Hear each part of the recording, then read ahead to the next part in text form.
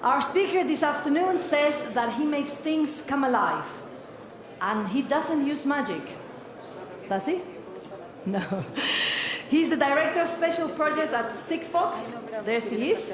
The world-leading provider of connectivity for the Internet of Things. The company has built a global network to connect billions of devices to the Internet while consuming as little energy as possible, as simply as possible.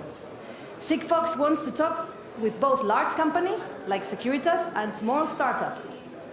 If you have the right component, we want you to run on the Sigfox network in 3 clicks. That's what he said. He's going to discuss the subject.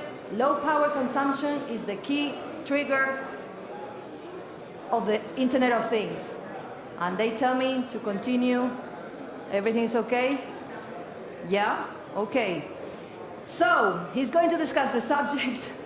Low power consumption is the key trigger of the Internet of Things. Shall I welcome him? They're telling me something from the back. Hang on a second. Maybe they're... Let me wait. It's okay? Let's welcome him. His name is Cédric Gregori. Welcome, Cédric. Sorry about that. Sorry. Thank you. Welcome. Let's give him a round of applause. Thank you. Thank you, Cédric. All right. Can you? Yeah. Work fine.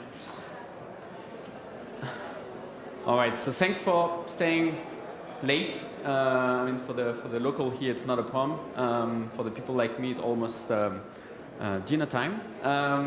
So I have 20 minutes with you this afternoon, and I want to explain a little bit what we're doing, but how what we're doing is an enabler for other people, for other companies, for startups, for corporates who want to enter in the Internet of Things and want to build solutions that are part of this overall agenda, sustainable solution for the world and for the IoT. So a little bit of a background of what we're doing. We're the leader of a so-called category called low power wide area network. It's a weird name. Just for you, what you have to know is that we're building a global network infrastructure for the Internet of Things with 4 key elements. Low power, well, I'll come back to this. Global, low cost, and easy to use. Our clients are device makers, our solution providers, the one who want to change the world with IoT solution. To give you some perspective, this is our network. We're live in 40 countries. 17 are completely rolled out. It means nationwide coverage, such as in Spain, in France, where we come from, and where we started. Already in South America, in all continents. We announced 4 new countries last week. We have 10 to announce before year end, and so on. For the non-technical guy here, the basic principle is that we have an architecture where messages have to be small, 12 bytes, and limited per day, up to 140. The main reason for that is that we wanted to build a network that will keep the battery of the device on this network. And also to create an infrastructure, the one that I presented here, that we can do as a startup and not as a corporate. We raised 300 million total, but if you want to build a global network like this with other technologies, you have to multiply the amount by 10 or even 100 and paying license and so on. That's why we believe we could have a role to play with such a very niche network. But what I want to show you today is that it's not a niche at all. It's what the Internet of Things needs to really take off, and that's what's already starting. So some basics, also to making sure that you understand we're only on the infrastructure side. We're not on the device side. Our job is not to build hardware, and we have an ecosystem for that. We call it the Sigfox Partner Network. Hundreds of partners for hardware, chips, solutions work with us. And then they create something like this, which is a very simple sensor. That's the only example I'll show, live example.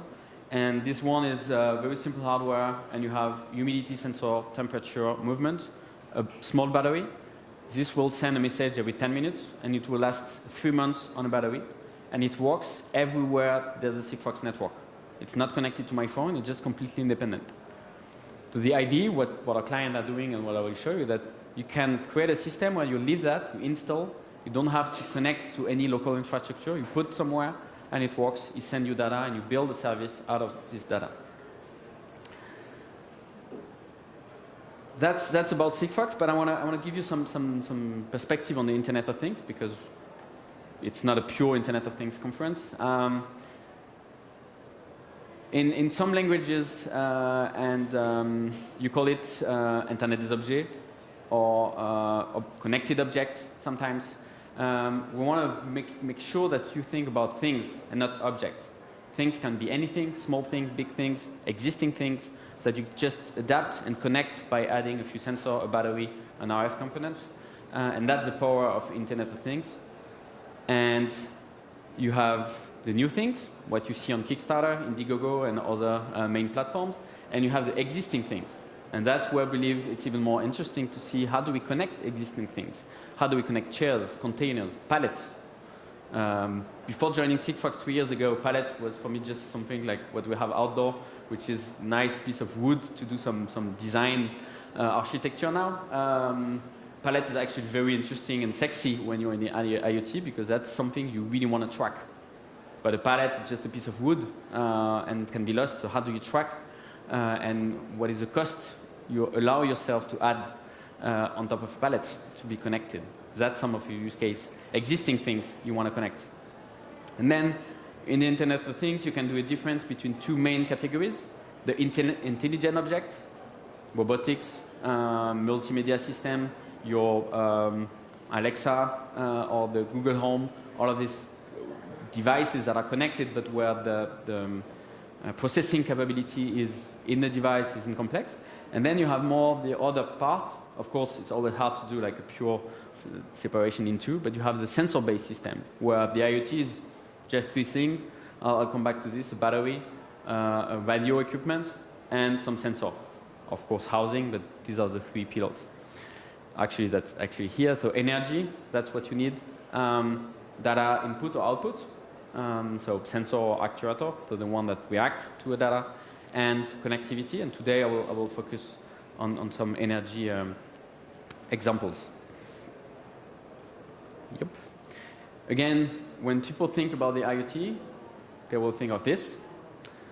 And I'm not really sure if I tell you the Internet of Things, you will think of this, which sometimes make people laugh. Why will I connect a beehive? Is it pure IoT madness, or is it a real solution? Well, when you speak to these people, they have a real problem. Beehives are on the countryside, are in the mountain, and are in an area where you have no energy, no connectivity, but you want to control. You want to track what's happening over there. You want to optimize, and also you want to secure your beehives. So what a few companies are doing is they're putting sensors. As you see on the right side, they're putting sensors to monitor what's happening on the beehive and the weight of the beehive as well, so that they make sure that they go and get the honey when it's actually full, or when something happens, they can go there and manage what happened. So connected beehives, another example of something that is absolutely sexy to me and to us, and perhaps I hope in the future for some of you. Some of the rules as well around the Internet of Things, that the more integrated, the higher the chance for success. What does that mean? It means that the IoT is a small part, and connectivity even worse, but the Internet of Things is just a small part of a bigger problem or bigger solution. The IoT is here to help businesses, collectivities, cities, individuals for a solution, but not just the hardware in itself. So it means you need to see the IoT as a complete, what we call end-to-end solution, from the data to the hardware to the integration with either the city. Having a sensor to monitor your waste is easy. In a city, you have your public bins that can be connected. But how do you make sure that this is transformed into something that is usable, that the trucks will come at the right time, that the guys who are walking with the trucks know and get the information. That's the full integration. Very often we focus too much on the hardware side and not on the end-to-end solution. I want to give you an example on what I call the washing machine IoT case. Let's say you're a product manager at one of these companies. I don't want to give any brand. And your company tells, yeah, the IoT is a trendy thing. We need to have an IoT strategy. Let's connect the washing machine. Perhaps your first reaction will be, okay, let's see how we want to connect this machine with the user. What you will do, what some have done, is that you'll try to create a mobile app, Bluetooth connected for the connectivity. And but the point, perhaps when you're doing your laundry at home, you'll get a notification on your phone that the machine is ready. What's the point? What's the integration? What's the purpose? You still have to go there and empty your machine and put it in another machine or put it in your bathroom to have your clothes dry. So the second way of things is end-to-end integration. How do I connect this with my home so that maybe when my washing machine cycle is finished, then my bathroom heater will start, or even before, will start 20 minutes beforehand, so that the room knows that something is going to happen. Very interesting use case, I believe. Integration, very complex. Smart home is a complex environment because of all the different stakeholders that are on the chain. They need to talk to each other. I'm not talking about like connectivity layers or even protocols, but just different brands and different big ecosystems that are all trying to be the center of the home. Samsung, Google are clearly the ones that are trying to be these leaders. Google has bought Nest for only one reason, not just about the thermostat business case, but because they want it to be the center of the connected home. So interesting use case, complex, really complex to roll out. And then perhaps as a product manager, you'll see, or you'll look at another angle and say, oh, maybe I don't want to connect this machine with the user himself or with the home. I want this machine to be connected with me, manufacturer, to get more data. You have to imagine, as a product manager for such a washing machine, that once it's live in the field, you have no clue how it works. You have no clue how it's being used, except with some user testimonials, but very, very little. And when you're in the web industry, you know that the power of it is that when you have a product, you know exactly what all of your users are doing. So how to get the same in the appliance industry might be an example. But even more interesting, how to create services on top of that so that your washing machine will last longer. And that's what some companies are doing now, is that they're turning into a product-focused business into a service-driven business, so that they won't try to get you buy another machine every 5 years. They might try to get you keep the same, but then they have to manage it. So if they have connectivity in the machine, they can make sure that they bring you maintenance when it's needed because they get data. And they have a way to keep the contact, and as a brand, it's very, very key. They keep in touch with their clients. So that's how you can see, for one very specific example, different angles to connect. And the last one is perhaps the fact that it's not the machine you want to connect at all, but you know where you have all your caps for the washing machine that is getting empty every 2 weeks, and that you need to rebuy at a local store, and that's actually very boring. And what if this was connected so that you could not only reorder automatically your caps, but that this little box connected could detect that it's almost empty, and then we reorder automatically without you noticing. We're close to that, not ourselves, but the industry is just like avoiding the Amazon Dash. You don't click on the button anymore. You make sure that you create a connected box that will reorder. Good or not, I'll let you decide, but this is to give you an example. I need to move forward, but don't miss your objective. It's not about the hardware. It's not about the data. It's always about the service. And then you go backwards. It means once you know what you need to get as a service, you will know what is the data, and then you have to work on the hardware you need to find to get this data in the field somewhere. The problem is that it's not that easy, because sometimes you don't even know that the hardware solution that can get you this data. So it's, as always, a complete cycle to work on to find the right IoT solutions. And I said, but sometimes it's good to have some slides where it's clearly written. The IoT, it's never a means, an end in itself. It's always a means to an end. IoT always a solution for a more complex business case, especially in the B2 world. Low power.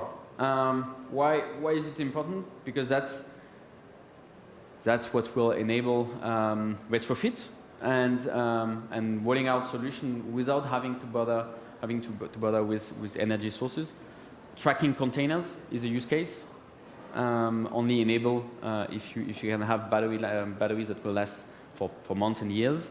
Also the simplicity of rolling out, and of course, because if we believe that in a few years from now we'll finally get not the billions of objects, as you can see in some analyst studies, but billions of connected things and sensors somewhere. Well, it's better than that they don't consume a lot of energy if we really want to have like billions.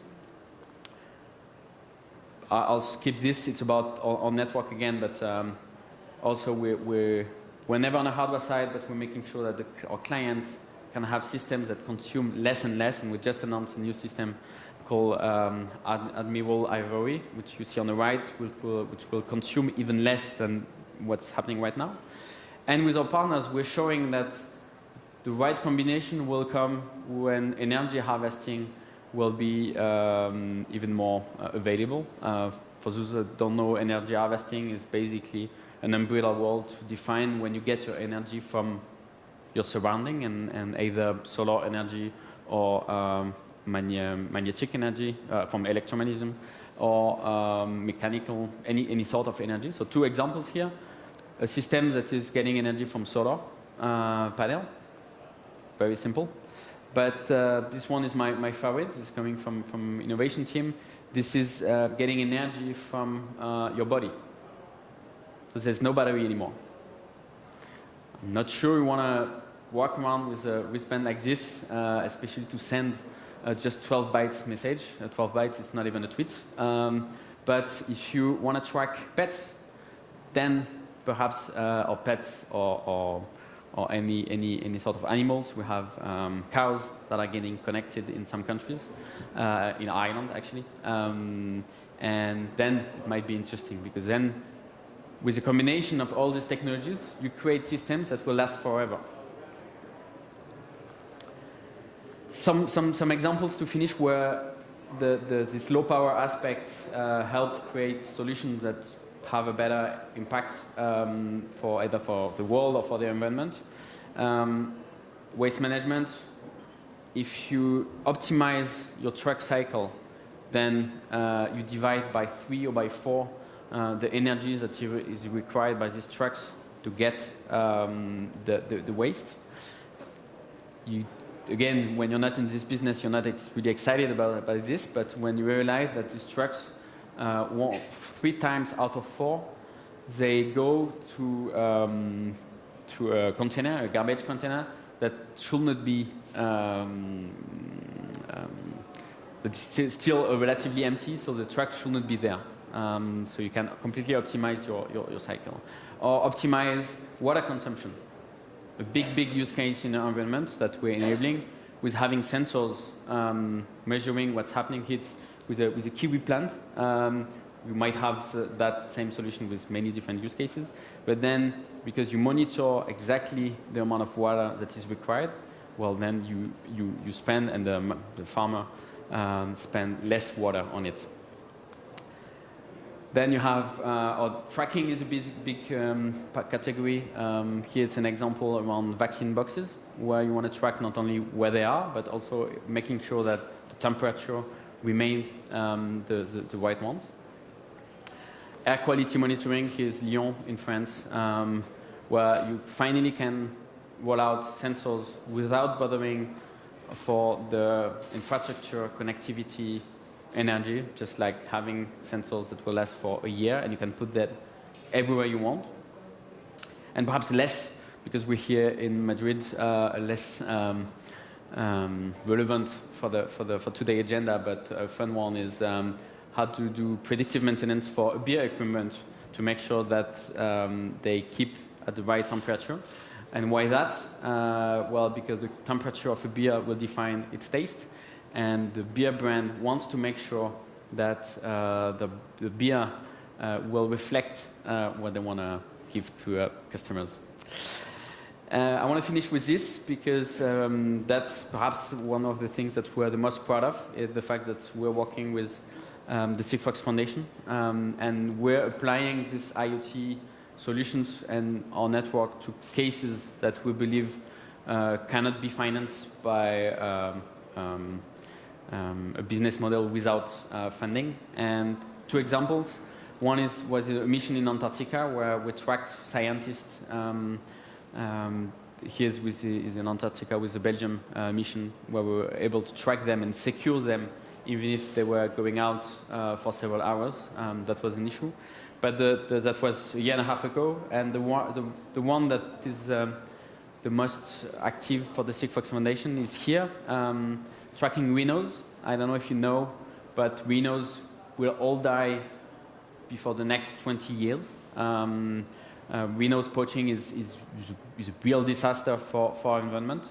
And what we're doing with here in Zimbabwe, we're adding trackers in the rhino horn that will last for 1 year, and so that the rangers, they can track the rhinos in a better way to protect them. And also, that's the first reason, but unfortunately, it doesn't always help, and this won't change the fact that rhinos will all, well, this is a species that will be extinct in the next 20 years, but they're learning around the rhinos, so that even if when we won't have rhinos anymore, at least we'll be able to explain to our children and to our society how rhinos worked, how rhinos lived, in the past. That's what I wanted to share with you today, and I hope give you some perspective on a new perspective on the Internet of Things. There's a book called Enchanted Objects where I got this enchanted world, and that's where I want to finish. The fact that by adding sensors and magic to the world, we can have a world that becomes enchanted, meaning that we won't realize it's connected, but the world will react around us to make it actually more either better or funnier, depending how you see it. And if you want to connect, that's my contact details. Thank you very much.